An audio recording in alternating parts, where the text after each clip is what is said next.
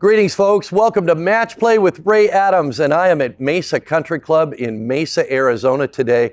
This is one of the most beautiful private country clubs anywhere in the Phoenix metropolitan area, and I can tell you that I have a very special edition of the show today with a very special guest. I'm talking about NFL Hall of Famer, all 13 seasons with the Chicago Bears. I'm talking about Brian Urlacher. Brian, welcome. Thanks for having me. Thanks so much for being here.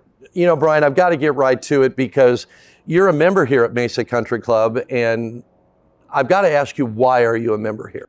The course is great. Well, so in Arizona, you get desert golf, right? Everywhere you go, it's desert golf, unless you come to Mesa, and there's a couple of places, but this is close to my house, and the membership here is awesome. The guys that are members here, the women that are members here, they're awesome. I just enjoy being out here. We have great groups. If you want to gamble, you can gamble. If you just want to play golf, you can play golf, but I really enjoy the pace of play, number one. 345 or less, usually much less than that. And of course, it's always in great shape. Just a fun place to be a member at.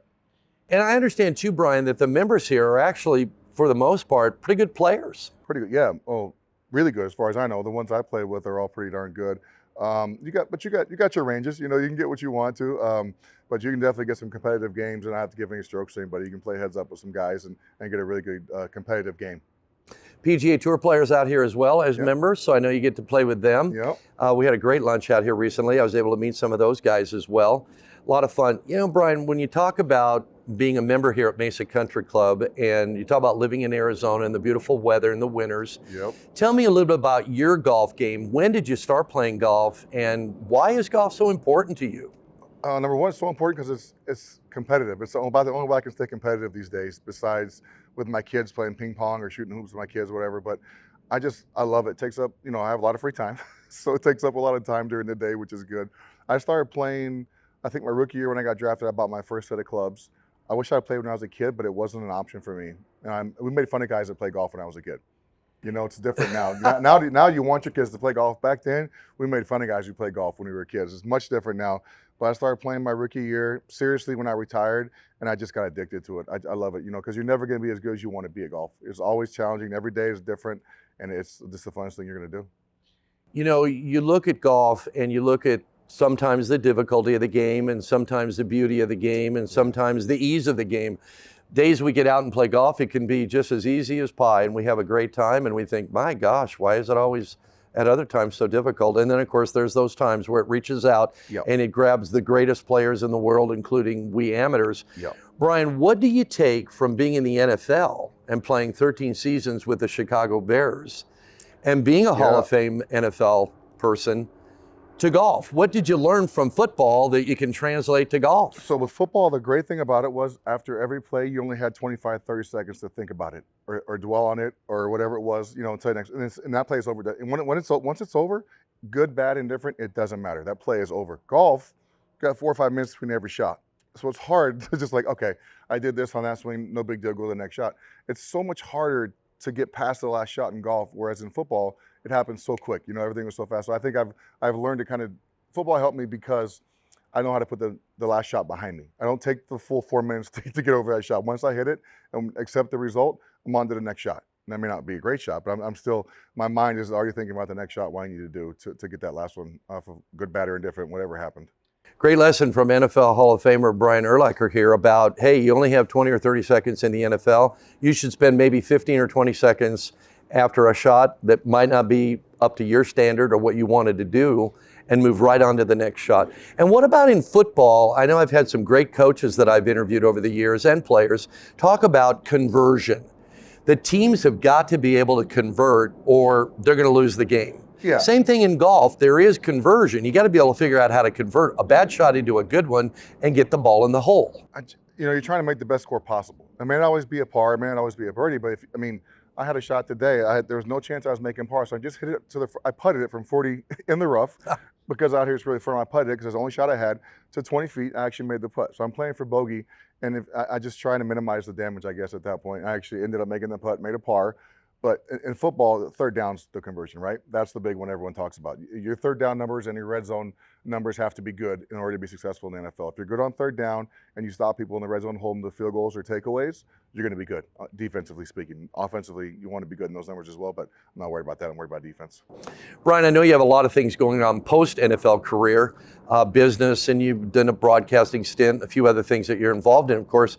What do you love about golf the most? Tell the folks. Just the challenge of golf. I believe every time you go out there, it's something different. For me, it's something different every day. You know, you could be hitting it off the tee great, but not hitting your irons good. Could be putting great, but you can't hit a green. It's just the everyday challenge and grind of not knowing what you're going to, for me as an amateur, not knowing what I'm going to get out of my game. And it's challenging, it's frustrating, but that's another reason why I love it, because it's challenging in that aspect. You're never going to be as good as you want to be. Plus, you get to spend time with your buddies on the golf course. You know, you're out there 4 hours playing. The camaraderie, yeah. Yes. And that's when I retired, Ray. That's what I missed the most, was the camaraderie of my teammates, the coaches, the trainers, the equipment guys. I missed all that. You know, that when I retired, that was immediately gone from my life. So I get that a little bit playing golf now. Did you struggle with that for a while, and how did you overcome that, Brian? I did struggle. I struggle a lot with that, because you're at work every day with 55, 60 guys every single day, and all of a sudden it's gone. You know, I know we have off season during season, but you know, you're still around each other quite a bit. So that I did struggle with that, because you have to change your routine. Your whole routine changes once you retire. And I'm a huge routine guy. I had to get a new routine once I retired, which I'm fine with now. But at first I really struggled with not being around everybody and my football routine being over. And I know you had your favorite lunches on a certain day of the week where you looked at films or whatever, and we can talk about that. When we come back with Brian Urlacher, we're going to talk about his Hall of Fame induction, what he said during his speech. Stay with me right here on Matchplay TV. We'll be back with more Match Play right after these messages. Baseball? Nah. Football? Done it. I think I'm gonna go after the PGA Tour. Oh, you're gonna need a great driver. The C723 is high-speed power, like running over a linebacker. Been there. The E723 is all about accuracy, like a perfect throw from center field. Done that. Power and accuracy. The 723 Series drivers from Tour Edge, the best in power and accuracy. Hey, Bo, you should just play them both. Wouldn't be the first time. Look out, PGA Tour. Pound for pound, nothing comes close. Discover the delicious world of Coibito Poke, the award-winning poke concept founded by Todd Stottlemyre, a 3-time World Series champion. Unleash your taste buds, combining the finest ingredients from the sea and the land. Your body deserves the best, and we deliver it on every plate. We're not just a restaurant, we're a movement. Coibito Poke is here to delight your sense and fuel your passions. Savor the love we put into every bowl. Coibito Poke, where taste, health, and championship excellence unite.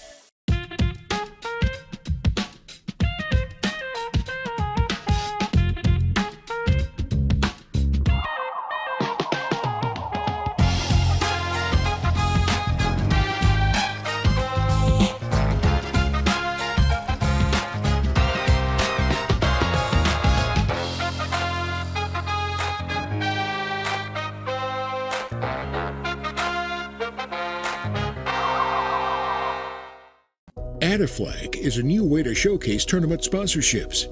The golfer will look and touch your ad 18 times over a 4-hour period. Make each look count with Add a Flag, the all-in-one signage solution that generates income for your club. Ditch the corrugated plastic and increase the visibility of your signage. Add a Flag keeps your message in the center of the action. Add a Flag works directly with your customer to create their custom flags, and our patented flag and flag holder system, allowed under the rules of golf, makes changing event signage a snap. Add a Flag ships the order directly to your course. Your clients pay for your signage with a portion going directly to your club. After the event, simply remove the flags from their holders and return them to your customer in the prepaid shipping box. Discover what Add a Flag can do for you. Get in touch with us today. And now back to Match Play with your host, Ray Adams. Welcome back, folks. Ray Adams here. Very special edition continues on with Brian Urlacher, my guest today here at Mesa Country Club in Mesa, Arizona. One of the most beautiful and historic golf clubs in all of the Phoenix area. Brian, Hall of Fame career. I've read all of your statistics, and I'm sure that you know them, and I can remember several of them. But the one that really stands out to me is 1,779 tackles in 182 games. And out of those games, he only missed 2. He only missed 2. Didn't start 2. He didn't start 2. Yeah. Okay, so Iron Man on the field, playing the games, as well as, now that's about how many tackles per game? I guess, well, I didn't know that stat until you told him. It's right under 10, I guess, right? If you do the math, it's right under 10. So just under 10 tackles per game. Yep. Forget about the interceptions, forget about the quarterback sacks. Yeah. You ran a 40-yard dash in 4.57, and I don't know if that was your fastest time. It was just the time that I found you at running. So this guy was fast, big. Can you imagine him coming at you in full pads? Are you kidding me? I don't want to be that quarterback. I don't want to be the guy that you're after. So let's talk about your Hall of Fame induction. I know that you were in a hotel with your family and friends. Yes. You had a do not disturb sign on the door because you didn't want, other people beating and banging on the door to clean the room or give you more coffee or whatever.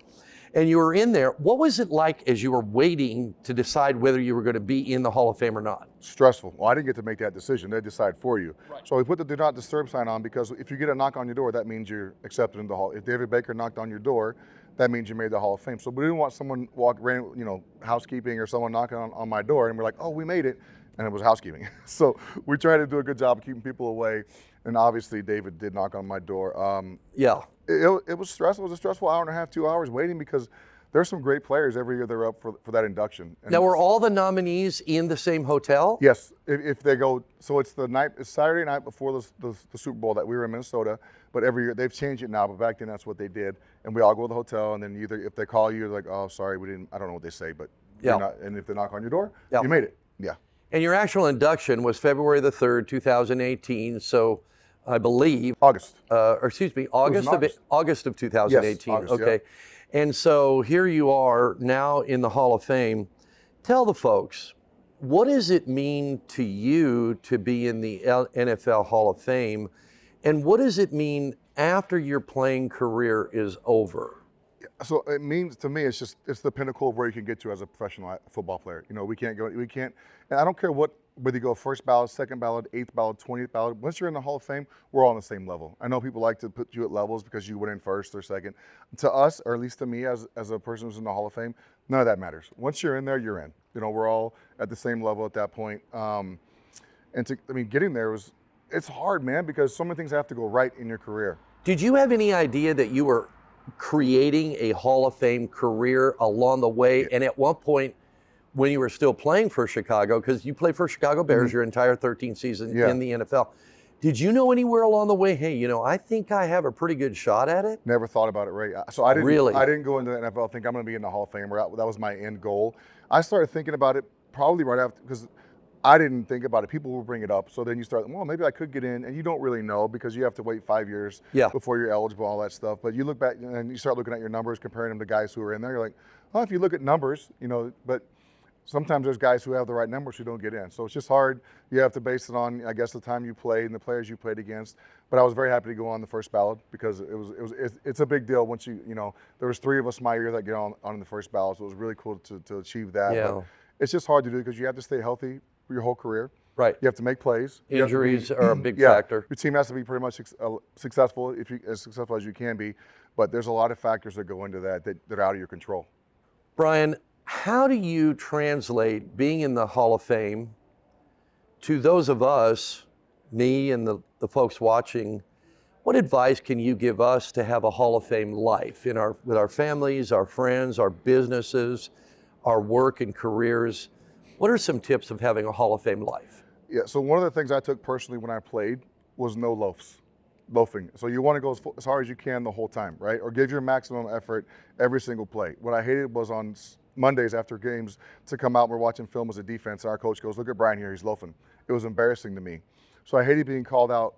First of all, you want to play hard every play, but so I feel like if you give maximum effort in everything you can do, whether it be, you don't have to be running to the ball, but whatever you're doing, if you give as much effort as you possibly can and try your hardest, I think you'll be successful. You may not always get the results you want, but I believe you will be successful in what you're trying to do. That's what I try to tell my kids with their school or football, whatever they're doing. Yeah. Just try and give it your all. If you don't get where you want to go, It wasn't meant to be. And there's no reason, nothing to hang your head about. It just wasn't meant to be if you give your all and you don't achieve what you tried to get. Brian, I read your 12.5-minute speech at your Hall of Fame induction, and you thanked football for giving you really everything you had in life. Yep. And the ability to support your kids, of which you have the 2 daughters. Yep.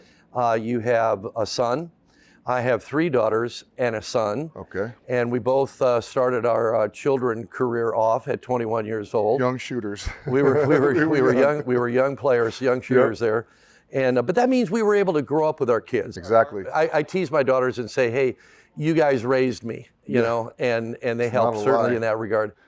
You grow up fast. When you have kids young, you grow up fast, you know. And I'm actually glad it worked out the way it did, because I'm 45 now. My son's 18, and he's going to college in a month, and then I'll be empty nester. So I've grown up. I mean, we had our oldest at 21, 22, so I've actually grown up with them as well. So we're not, you know, we're a few years apart there, but it's just been so much fun to watch them grow up and how different they are. It's amazing. All 3 of them are completely different, but they're very similar as well. They all are their own people. Just so proud of all 3 of them. It's been so much fun. I'm a little nervous, and I'm going to be bored when they're gone, but I'm also excited. Well, it continues on. They never leave the dad, and you're never going to leave them. That's right. And the mom as well. So we're always parents and forever, and you'll be grandparents maybe one day, and down the line. That's another blessing. Down the line. Brian, when you look at your career and you look at that Hall of Fame speech, you also called out a hero. You said that there was a very special person in your life that was your hero. Yeah. You said that person made all the difference in the world to you. And folks, when we come back, Brian is going to tell us about his hero, and we're going to talk about some of the changes in the game and who his mentors were and his idols were, being that linebacker with the Chicago Bears for 13 years. Back in a moment with Brian. Stay right there. We'll be back with more Match Play right after these messages. Experience golf like never before at Legacy Golf Resort in Phoenix. Nestled against the stunning backdrop of the Sonoran Desert, our 18-hole championship course offers a challenging yet enjoyable round for golfers of all levels. Immerse yourself in lush fairways, navigate strategically placed bunkers, and conquer the greens with breathtaking views. The Legacy Golf Resort. Every swing tells a story. Book your tee time today and create your golf legacy.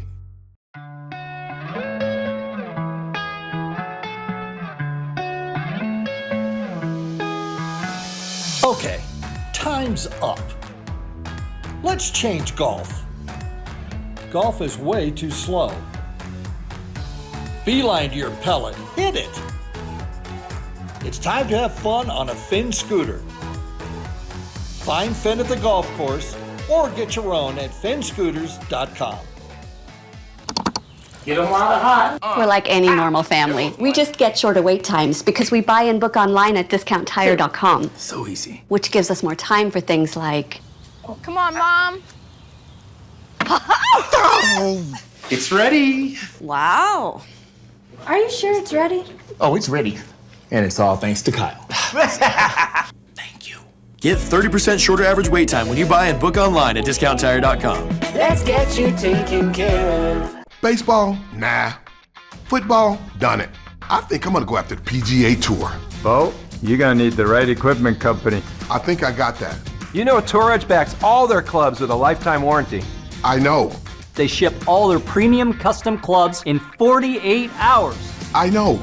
All their premium clubs are hand-built in the USA. I know. You know Tour Edge has won 35 times out here. Guys, I know. Pound for pound, nothing comes close. You've heard me talk about Squares golf shoes and how they help you hit the golf ball further. And many of you are saying, oh, come on, Faldo, give us a break. How is that possible? But yes, they do.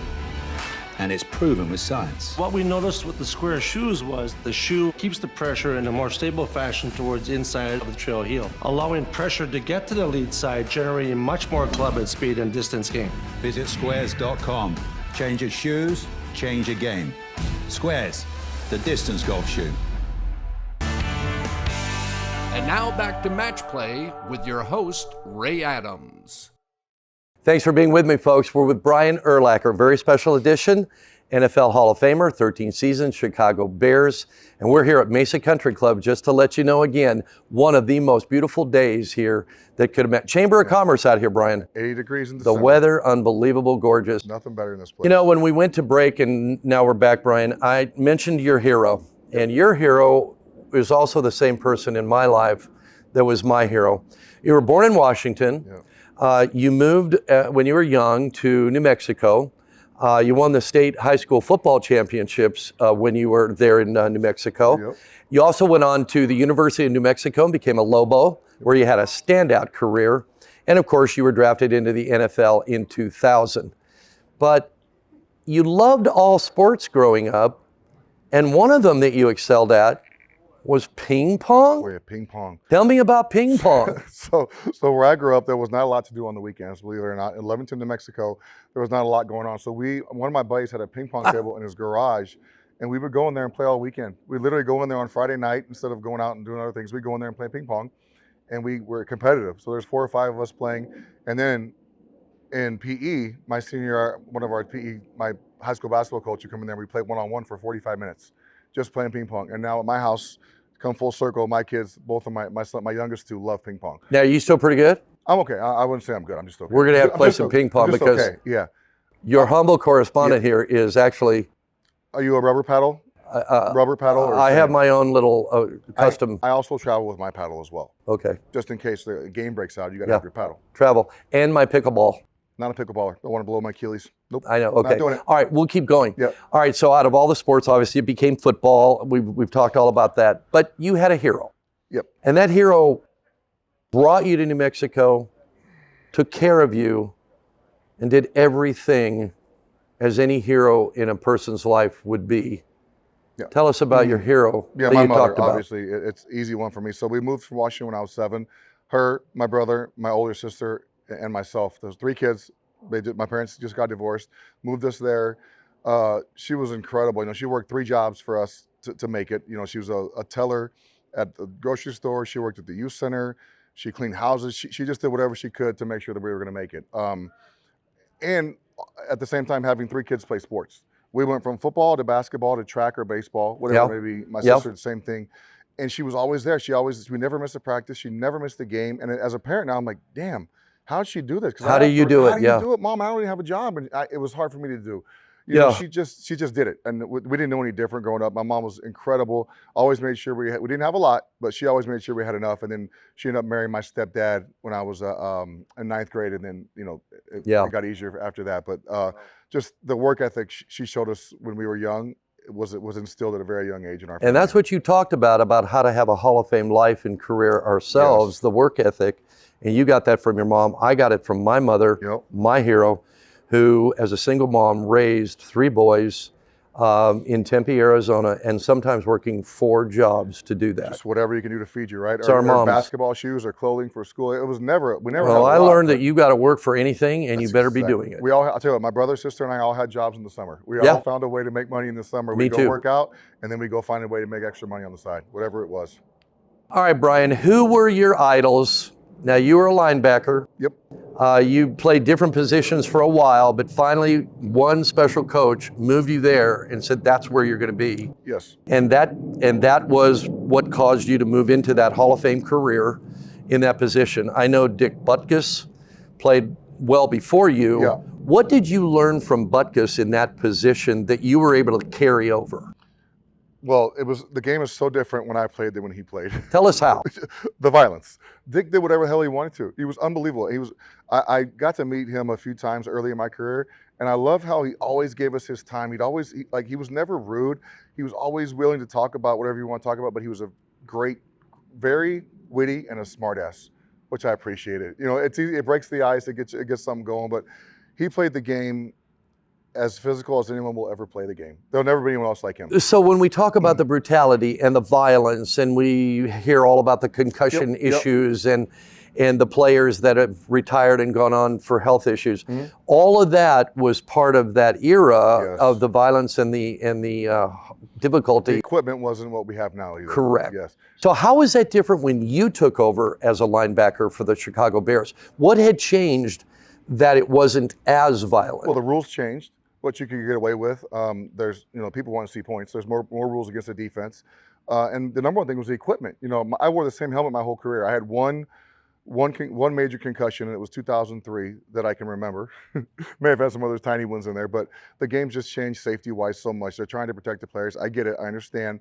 We need to protect the players. And what about today? All the players, rules, not the just last quarterbacks, by the way. All players, Yeah. not just QBs. But the QBs are likely the most expensive players on the team. They bring in the fans, want to see the quarterbacks. sponsors, the I get it. advertisers. I get it. Yep. You want to fill the stadium.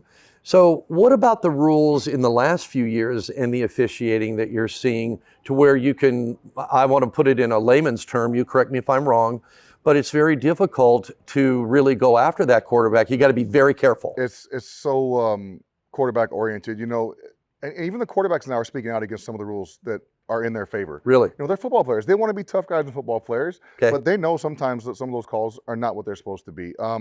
It's hard for me as a former defensive player to watch these rules because the defensive players have no chance. They get thrown into a guy's knees, and it's a penalty on them, on the defensive player. Yeah. A guy gets a roughing the passer for a sack. How can you rough the passer and it's a sack? He has the ball. You're supposed to hit him. He's not defenseless. He has the ball, and he knows you're coming to get him. If you could change anything going on right now, what one thing would you change? I would change. That's a good question. There's so many things I would change. I don't like the rules for the defensive backs. And I played linebacker, but the rules for defense, I don't know how they can cover anybody as a corner. The illegal contact after 5 yards, the holding that really aren't holding. I mean, it's so hard to play defense as a corner right now. With the talent level that's at receiver in this league and the quarterbacks where they put the football, it would be really hard to play corner in the NFL. What about this whole concussion controversy, the players, the injuries, the ongoing health issues? What about that? I mean, it's a thing. I definitely think there's something to it. I am not buying into it as much as some people are. Now, I understand the older generation definitely have a case for it. The guys who played, I think, my years and forward, maybe not so much of a case as some of the older players because some guys are taking advantage of the situation and throwing their name in the hat, trying to get a piece of the pie when maybe they shouldn't. All right, Brian. Charity work outside of golf and away from the broadcast booth or the television sponsor commercials you do. What kind of charity is near and dear to your heart? I love Special Olympics. And I've been involved with Special Olympics since my rookie year in the NFL. I used to buy them tickets to every home game. They used to come to training camp. Just great organization. Also animals now. I'm a big animal advocate these days. Okay, now, great.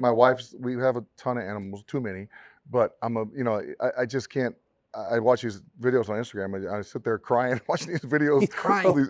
Well, I'm a sissy. I tell you, these Hall of Famers in all the sports that I've interviewed over the years, folks, when I get to know them, as I have with Brian, they're teddy bears and ladies. They're softies. They're so nice. Yep. All right, final question for Brian Urlacher. You ready? You ready? Brian, tell us all something that nobody knows about you. Tell us something nobody knows. No one's. Well, you already brought up the ping pong thing. That's usually my go-to, but you already called me out on that. Damn, man, that's a tough question. Something no one knows about me. Well, it's hard because everyone asks me every question all the time. Maybe one of your traits. Something about you that, maybe a little thing you do around the house. Oh, okay. Yeah, okay, I got a good one. So I bought this cool vacuum thing from Home Depot, and I feel like I started doing this fast thing a couple months ago, and I hate it. So I have to try to find ways to waste time before lunch so I can eat. So I'll get up and I'll do my workouts, and then I'll put this backpack on, and I have this sucker thing. I'll go around the house outside sucking up leaves or anything or dirt and dust, and just I can do it for like an hour and a half, and then it's finally 11 o'clock where I can eat lunch and end my fast. Brian Urlacher, thank you so much for being with me today. And for all of you, make sure you stay tuned for more, and go to my Instagram, Facebook, and YouTube sites where you just go to Matchplay TV. We're going to be back again soon. You stay tuned.